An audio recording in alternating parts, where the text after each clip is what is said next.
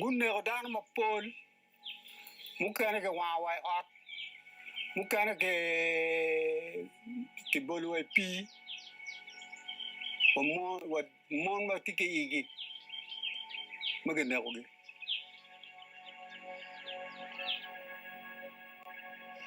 I feel so emotional about doing this interview because it's been a long time for people to listen to our story. People are not willing to talk openly or come to the camera and say what has happened to them. Because if you tell the truth, they will come after you.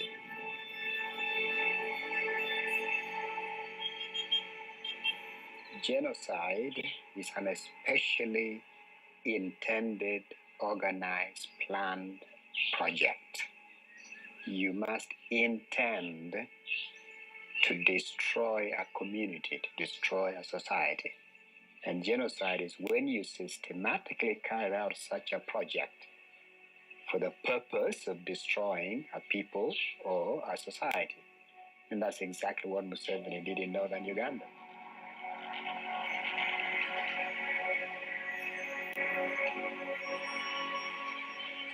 If you say Uganda to somebody outside of Africa, they're going to think Idi Amin, this British trained soldier who rose to power and through military strength and everything, he became president of the country.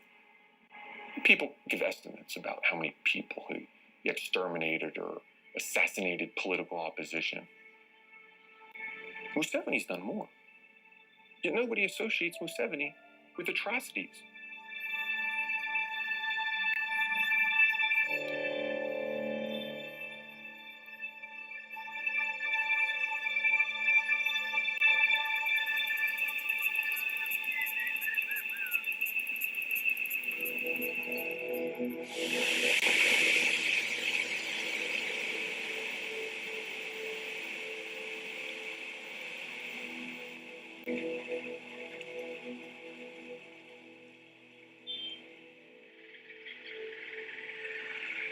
We have, as a country, been independent for 50 years.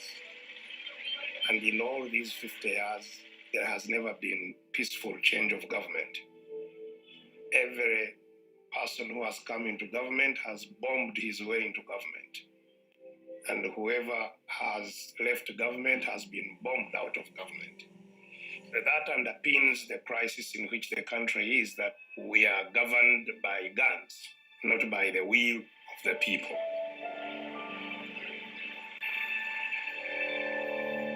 Uganda's President Yoweri Museveni is one of the longest-serving African leaders, with almost 3 decades in power.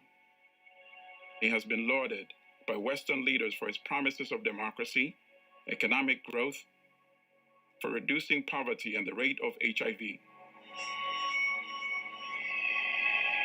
When Museveni came, he pledged not to be corrupt. He said the army should be for the people. He mastered the language of the World Bank and the IMF. Museveni managed to impress the Western world. They didn't know that he was actually a wolf in a sheep's skin.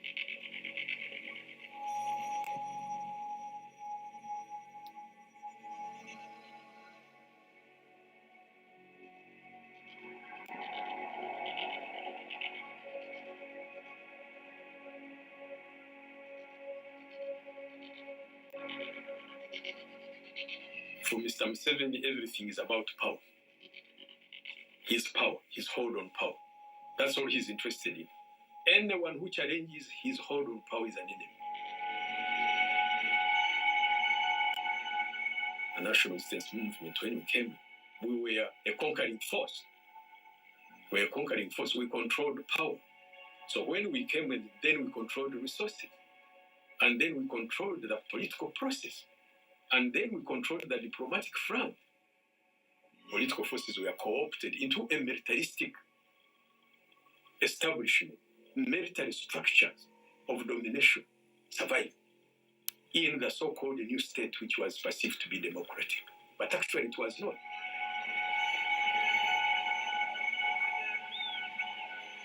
In 2006, I was a presidential candidate, nominated from prison, charged with treason, with terrorism, with rape, with illegal possession of firearms.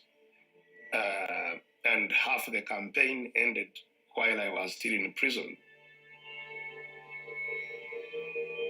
Museveni is a megalomaniac. He's someone who wants to control power, exercise it, and dominates the process. Everything that is done must be done in such a way that it must ensure the holding of the center of control, relying on security forces, on the military, on finance control. That type of management requires extensive control.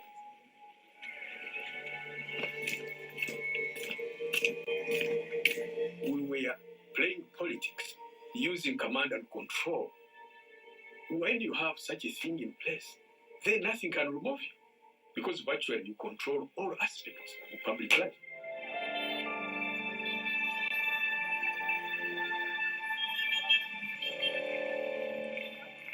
As with most African countries, Uganda's borders was drawn during colonial rule.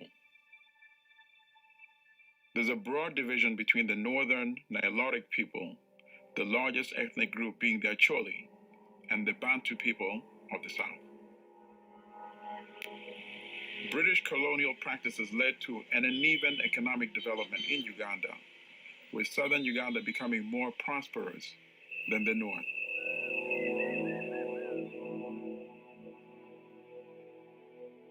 There was a distinct dichotomy, and Ugandan politicians exploited this difference. Even the newspapers in Kampala used to draw the line of Uganda minus Northern Uganda.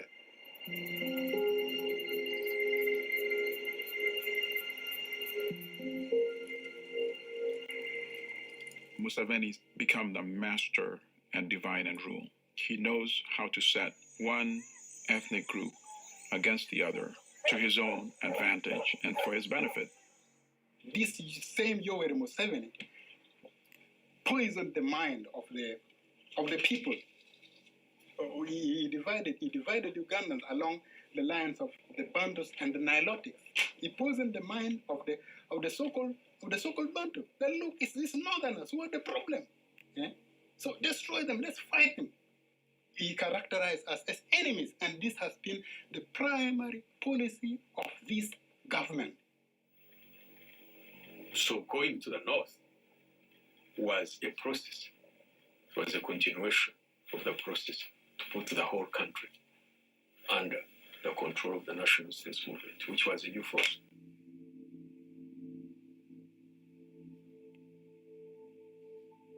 When people came to power in NRM, they believed in military power. The only way they could have got power was through the military. And they want to make sure, actually, that the people who might present the greatest threat to them were eliminated. Museveni's army was moving from village to village. If they were not burning houses, then they're shooting people down. If they are not shooting people down, they are destroying crops. So people had nothing and nowhere to go. The NRA troops formed of people from central and western Uganda that then took charge of northern Uganda. Some of them started some revenge actions.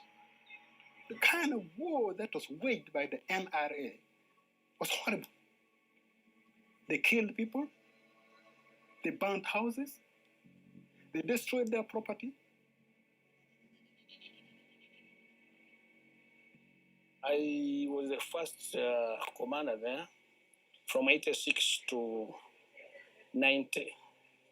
Just a few years, 86, 87, 88, 89, 90.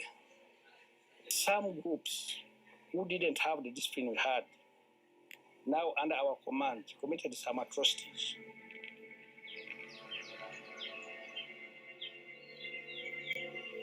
Gunne Odanma Paul Mukane ka wawai ot. What mon ma tike igi. Maganda ko. Ma gin manar ka wa.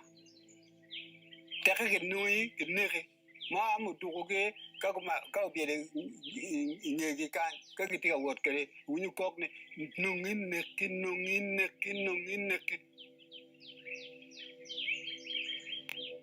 This time the government went to the village and started rounding people. They started just shooting at random. My sister-in-law had put the baby at the back, so she ran with the son, and then they hid under a small bush. They came and found so they pumped the bullet on the head of the baby, and then she fell dead. She and the baby's body has not been found up to today. Because what Museveni has been doing, which is really genocide, is that some people mass murder that he committed, yet collected the body and taken them away, so that there is no proof.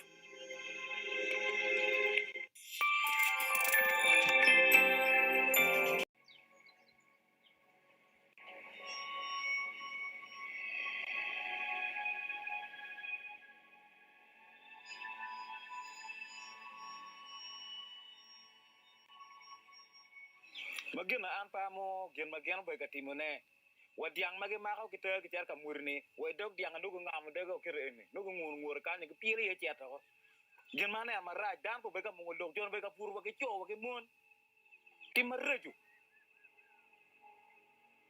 They actually, as a tribe or as an ethnic nationality group, now feel threatened, feel isolated. They have no friends.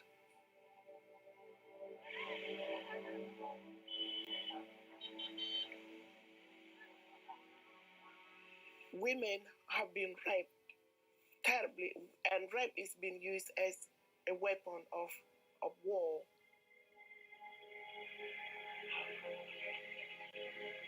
A lot of women who have been raped cannot tell their story.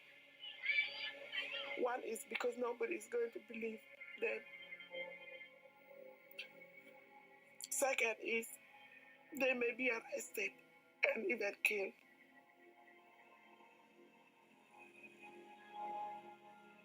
This is deep-seated injustice to a particular group.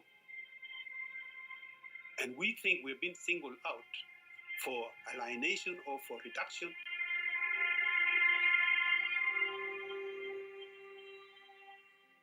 In addition to women being raped, men were being raped for the first time, which at that time was unheard of.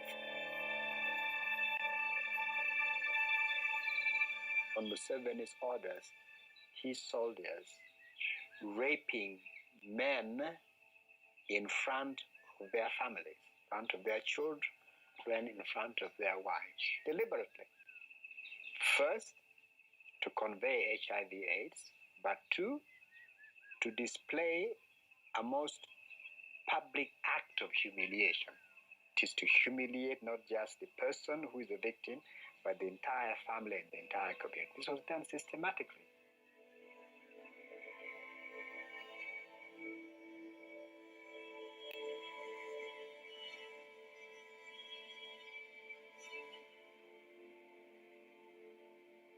Tuale Johnny Premier Bedletera and Maguk one and Matek, Repi and Matek Piani, and you were quay. Burukere, Makaluni Repi, and Dana beat Magunyana, Patwer word, who would have pere Kago Guga and Kakeni Ilum Kunu. Yoni Polgi Magburgdani, Polgi Tikitu, Benjo Magi Burquegi, Kabe one Joma knock out the more. Paul Jomogi Burquegi, Magi Burgi, Wingi, Dudgi, Ikakumi Yuri, Burgidoni, to a Maldal. Unito, Dalbeta.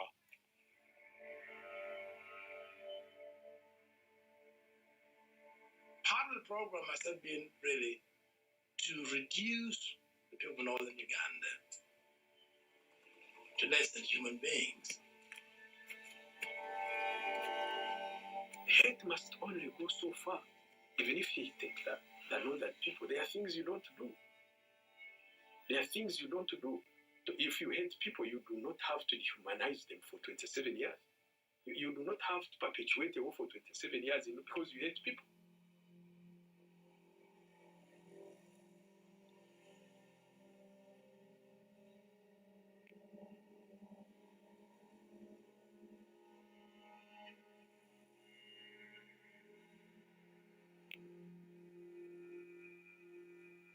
The people started saying, they're killing us, they're destroying our crops, they're destroying our children, and nobody's talking about it.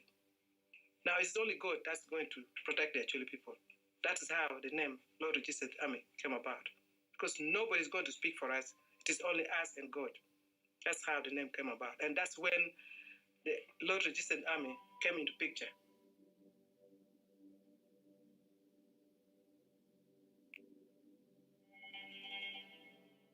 My military position, who is fighting in Uganda. I'm a freedom fighter who is fighting for freedom in Uganda.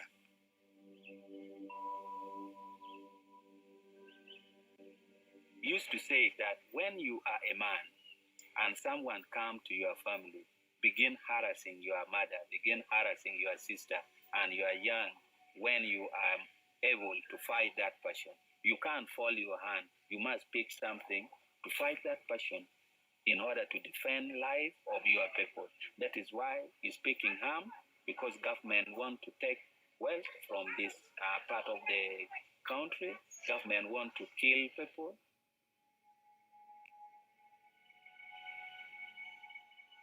Tiga me wa bom awanu umi ko mi do donyo ka me awanu be do ka donyo pi berelu pigamente eno.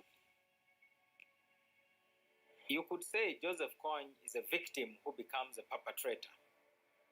I think the violence in Uganda is like those things we see in vampire movies.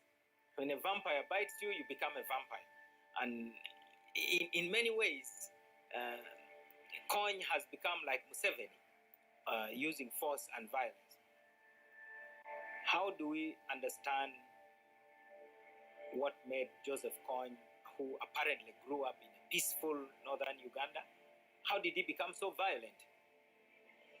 Some of the people in this land, they are supporting the state instead of supporting Kony.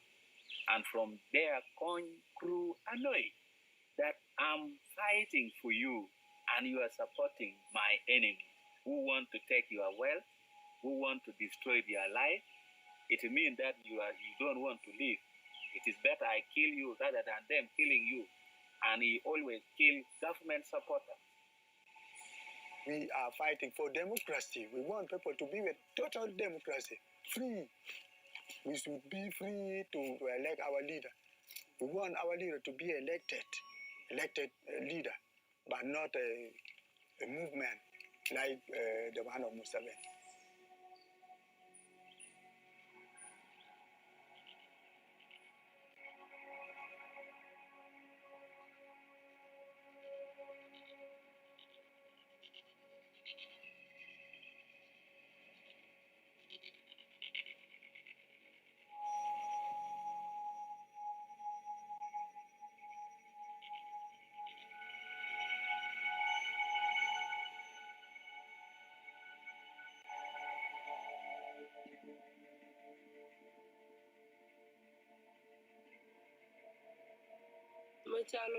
Machalo yu wer ni mer ki lweny matek we ki to ariama no enti ye kom we ki to Uganda ma enti ye ne we ka charo en machalo dit kan mer e ko pinule no dongan pa ngi chinge to ka na ne ke ti ye ranyi maracha ro yen mo gi lweny jo mala ngai mer gi mi wan gi mi ne borgi ka we ko ponjo mo kan ne ka I bino mir bed machala in tit mag mir kon kenyo ka du pe mir gi mi tim kitan na kero no kitwer gi mir da kit lega gi mir ke da kit la tit gi wach gi ke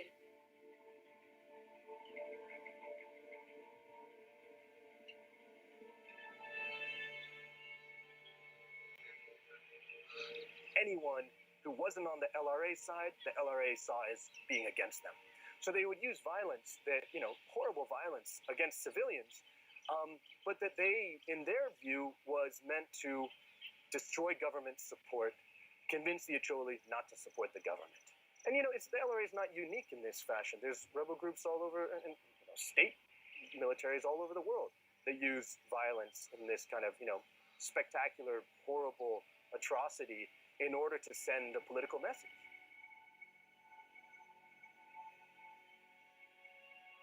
Ironically, in spite of the violence he has meted out against the people, he believes he's a crusader for the community. That's how he sees himself. He shares the view by the Acholi people that Museveni is out to destroy them.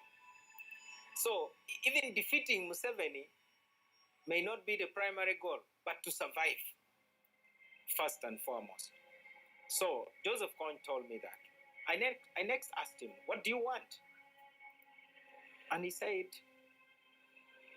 Museveni, who has destroyed our home, should also know what it is like to be a victim of war.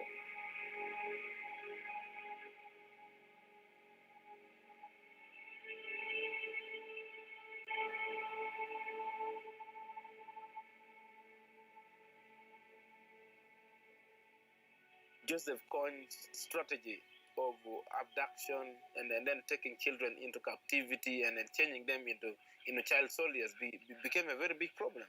And then those who refused to join him, the pressure of torture came in. They said since the local population has joined to fight them, they are also going to take the war to them. So the first thing was Joseph Kony began massive retaliation, very, very bad retaliation on the local population by the insurgents of the Lord's Resistance Army.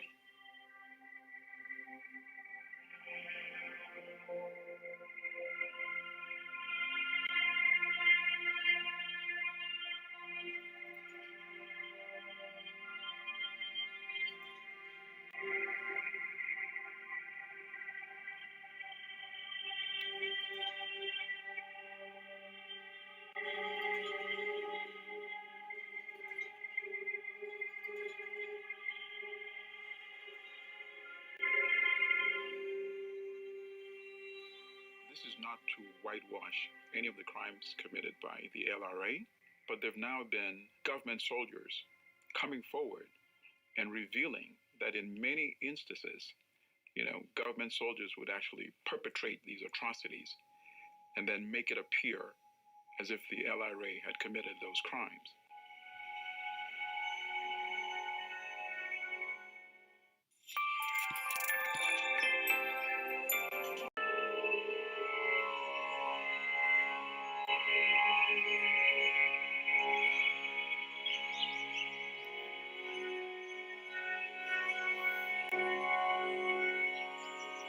Don't be on the wing, and the way you got in the pin. We got to make one blue mama dear. Those who see you now, the other man don't see. Oh, that's our one.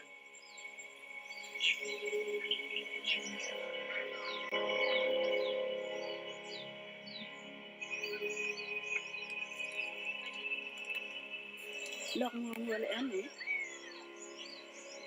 Nó cái chèo bara con cái mùa ăn bên cái tàu nó cái quạt ra kia vật chào cái chọn gọi là nè đừng cái chào gọi là xem đi đam này cái này đó qua cái rồi cái bà biết cái tẹp chuyên về được ya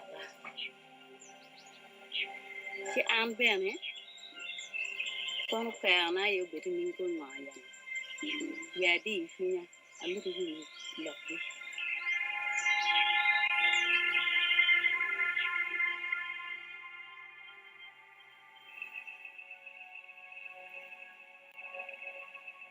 Ka madong, ke mawadong gitarwa. Ka wang gidegi, ke bir kin dan ke no gordan o kito inni. Sigi bion sigi ke chika ke chiri ke la kiri, o mer mu cher bori ke mage The government soldiers would dig holes into the ground, and people would be forced inside those holes. And then the top would be covered with wood, with grass, and then with earth. And then that would be set on fire. So in other words, people are actually roasted alive. If you get people and had them we had cells which were called andaki. Andaki, you dig ground, you dig trenches, and then you put in prisoners down under, and then you cover poles on them. They were excesses committed. We were to Lumora, Perdani, Bume, Tomato, Fulvidana Yekon, Karamajucha Bukudan. Goy, which you are a joke and career of wow. Rodon doing what kind of duty wine from my ear again. Amnesty International, Human Rights Watch have documented these atrocities. Yet, Museveni is untouchable. Why is Museveni untouchable? Because he has the protection of the United States government. And until the United States government is done with him, nothing will ever happen to him. He will continue to be elected, and he'll continue to rule Uganda with an iron fist. America is part of the problem of Africa right now. The Americans know very well that Kony is not the problem. Where the oil wells are, the American troops are there, and the government in power. It doesn't matter whether that person is Museveni killing his own people is not democratic, that he is a friend. People need to learn that they will not be above the law, that they're accountable, and that what we're trying to see is a much more secure future going forward. If people see they can get away with murder, they'll commit murder if they can.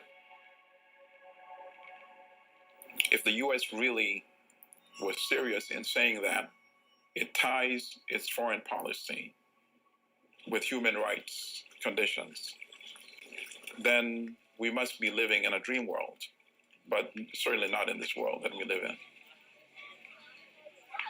You see, governments are not necessarily charity organizations. They have national interest to protect. They have national power to protect. The U.S. utilizes Ugandan military and Ugandan forces and sticks money in the pocket of the president of that country, where the president is guilty of atrocities against his own people, is heinous. And that's not put on the radar screen in terms of atrocities or crimes against humanity. States must serve their people's interests. So if there was a government in the BRICS region which was stable and which could actually therefore advance the interests of these countries, which were genuine interests, there was nothing wrong with it. The only thing is that with time, these interests became hostile to the interests of our people. Because then Museveni used his strategic alliance with the Western powers to oppress the people of Uganda. Because he knew he did not need their mandate to rule. Instead, he needed the understanding of the West.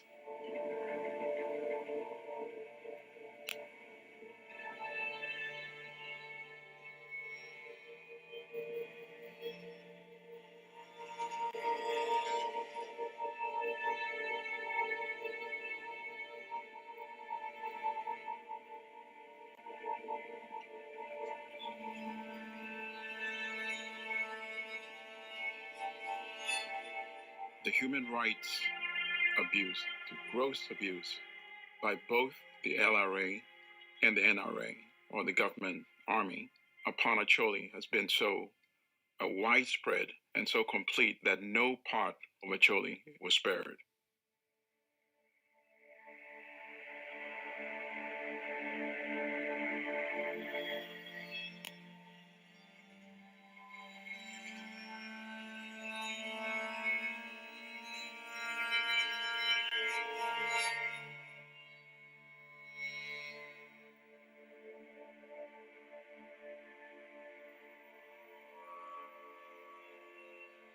The West has been complicit, and their complicity is basically in their silence. As Ugandans bled to death, they continued singing praises to Museveni. Why was this calamity in northern Uganda ignored? It was in plain view of anyone who wanted to see it.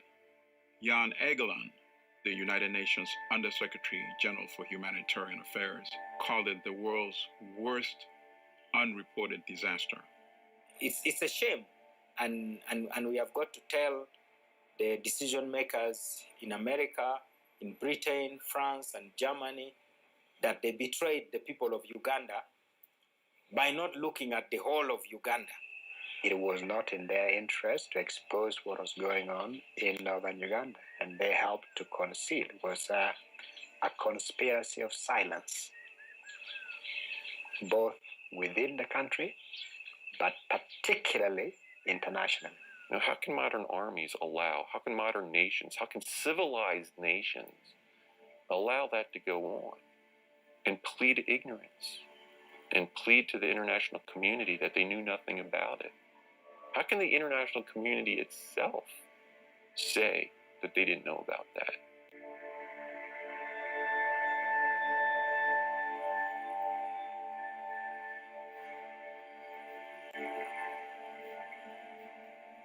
Museveni did nothing to stop, much less defeat Joseph Kony, because he needed Kony first in order to carry out his genocide project. He wanted LRA to provide the pretext, the cover, while the group did not pose any challenge at all to his government. Whatever destruction was being done exactly in the area, on the people, in the society that he wanted to be destroyed.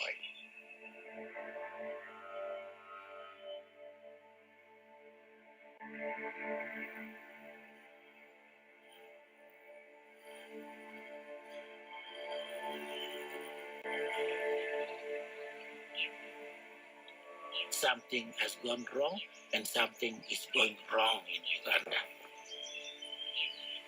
And so the reason why LRA has been there all this time simply because government didn't want to deal with the LRA because it was serving its purpose to remain in power. We could have stopped Kony. And by not stopping Kony, we too are indirectly responsible. I told Mr. Museveni in my submission, I said, resign.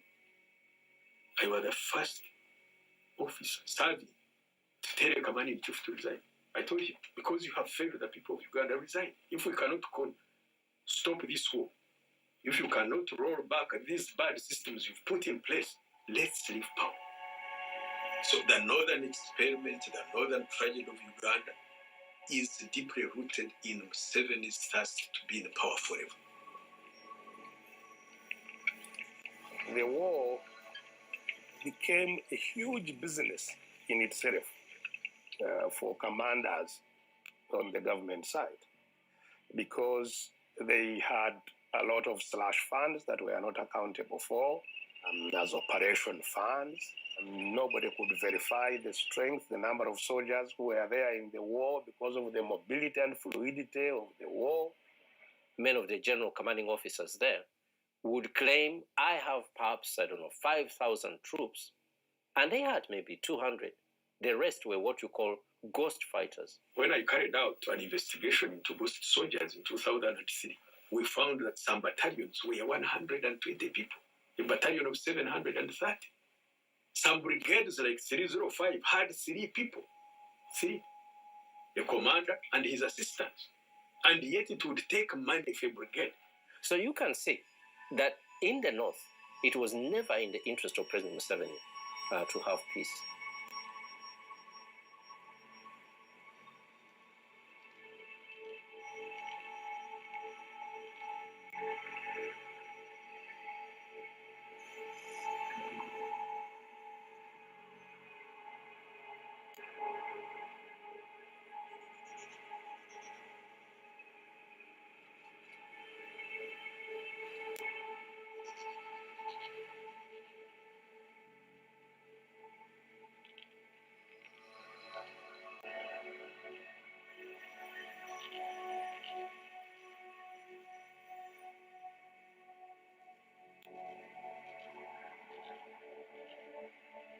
It is the government of Museveni, on Museveni's orders, that forcibly removed 2 million people from their homes and placed them in concentration camps. Government began to throw bombs in the villages, forcing people to run into the camp.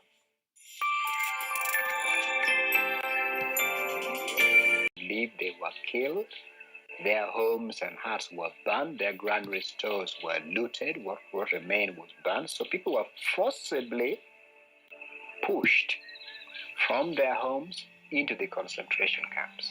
And in the camps, the government imposed the most abominable conditions. The official argument is that people were taken to these camps to be protected against the LRA. That is palpable nonsense. They were taken to these concentration camps in order to be destroyed. The camp was a means to control, not a means to control for that temporary period and for a long term. If you deplete people of their own inner self, of pride, identity, then you can control them more easily. So to break their sense of pride, their humanity, was very important. Kami tell dan kemi kutu wa jeme tini pir ngwan cha pir ngwan agi ganga cha pir ngwan ramu no piti gan toni.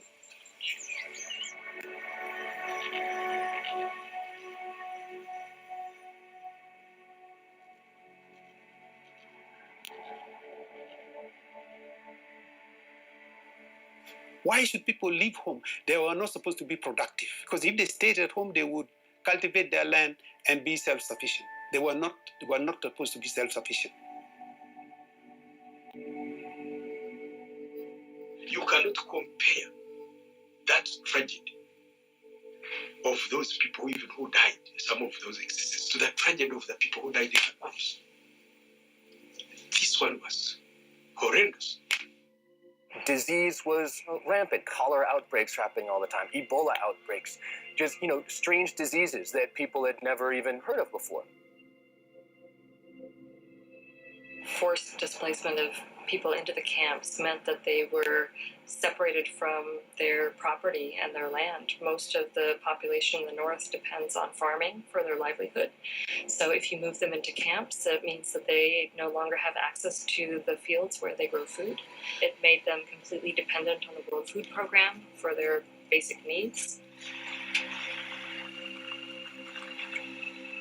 Shocking thing is that the government was able to forcibly displace them, then not provide food, shelter, medicine, or protection, basically leave people in these camps to die at the mercy of the LRA and be entirely unaccountable for it. That's the shocking thing.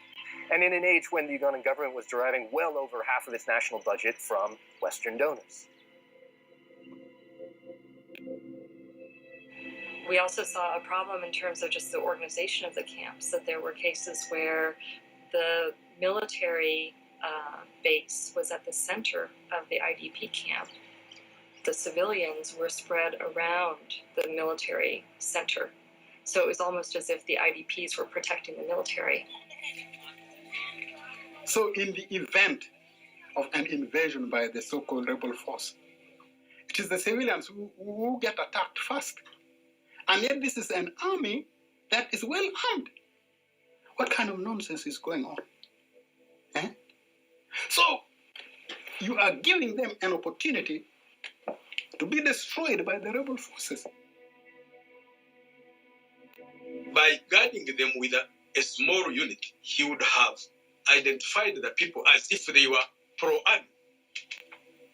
So in a way, he made the people a legitimate target.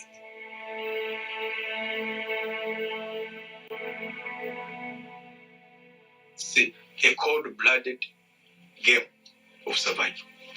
Yes, the camps came because Mr. Museveni had failed to protect the people. It was a total disaster for the people of the north and for the people of Uganda.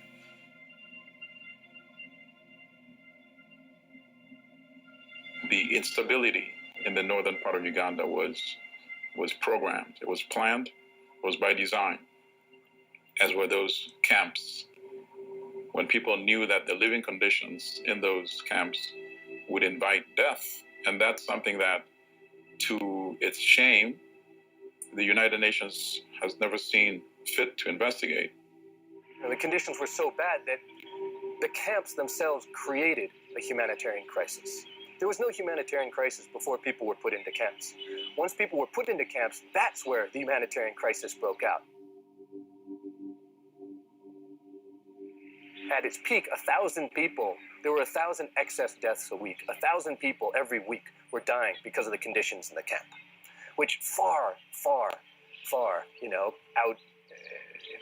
goes beyond the number of people being killed by the LRA or by the government combined. It was the epicenter of the genocidal catastrophe in northern Uganda. There was just the most utter despair. Everything around simply collapsed. And genocide is when you take the items that make a society viable and you systematically destroy these things.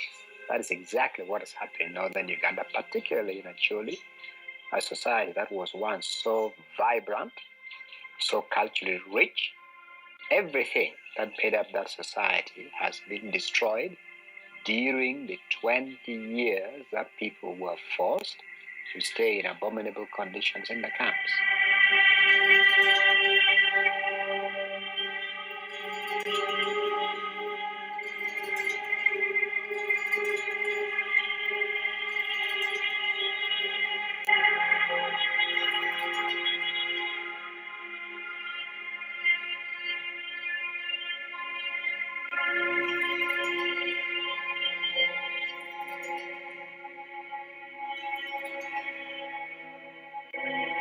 I call what happened in Acholi a brilliant genocide, a perfect crime, because unlike what we saw in Rwanda during the massacres, where people actually saw the visuals, the images of people being chopped by machetes, you could see the blood flowing.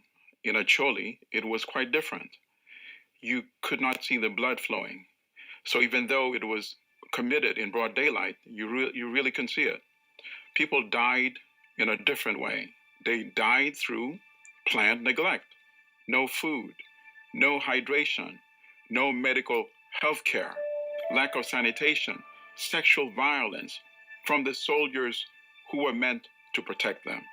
That's why this was a brilliant genocide, a silent genocide, perfect crime.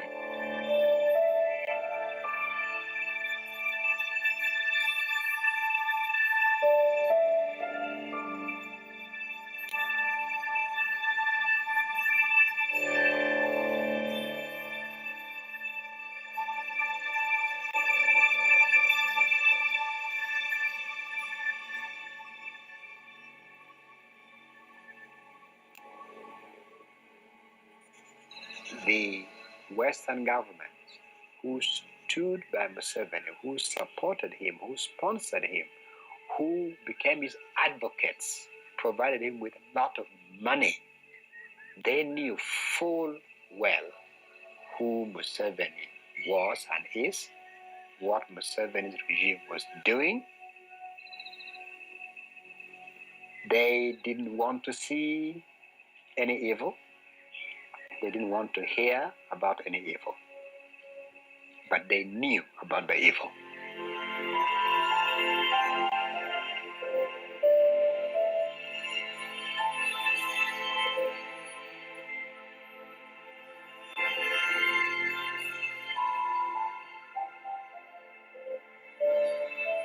We will never be able to bring back the dead to life. We will never be able to restore everything that was destroyed by the soldiers acting with impunity. What about we who are the victims? Some of us, we've lost members of my family. I lost about 6 members of my family, including my brothers, my cousins. Nobody talks about them. And they were not political people. These were people who were in a village. Simply ending hostilities and moving forward without reckoning with the past doesn't guarantee peace. It's only making people confront what has happened and forcing them to say this won't happen again, and holding those who are responsible to account. That's the way that you ensure peace, and that's the way you provide justice for people who've lost so much.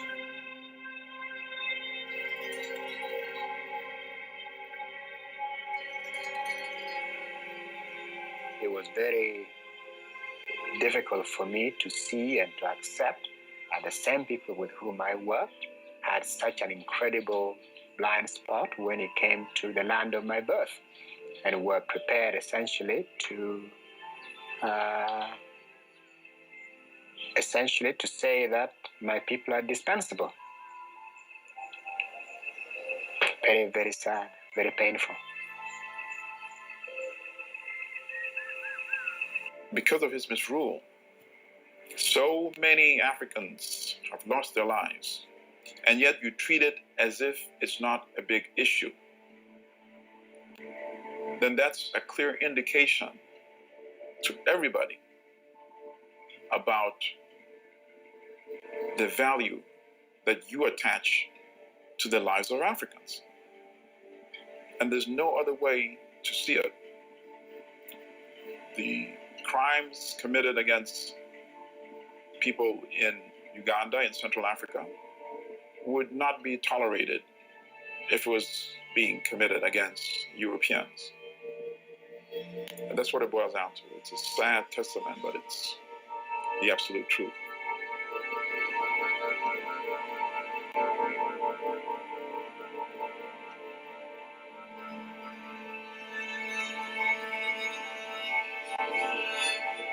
We all hope that the justice is done for me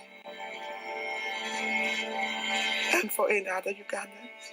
We all hope for justice.